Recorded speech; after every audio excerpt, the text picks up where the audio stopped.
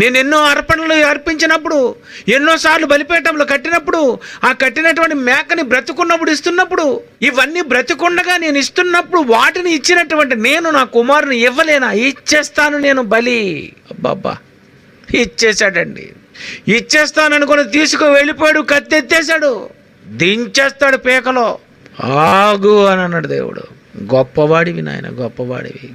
ఆదివారం చందాయే సిద్ధపడలేనున్నటువంటి ఈ లోకంలో దేవుడికి ఇస్తామని చెప్పి ఇవ్వలేని మానవ సమాజంలో నేను అడిగిన వెంటనే భార్యతో చెప్పినా, ఎవరితో చెప్పినా ఈ సంగతి లీక్ అయిపోతే ఈ బలి ఇవ్వకుండా నా తలకై తినేస్తారని ఎవరికి చెప్పకుండా నువ్వు వచ్చి, కొడుక్కు కూడా చెప్పకుండా చేతులు కాళ్ళు కట్టేసి నువ్వు అర్పణ ఇవ్వడానికి నీ కుమారుని ఇష్టపడ్డావు అంటే నువ్వు గొప్ప సాక్షివి నాయన, గొప్ప సాక్షివి.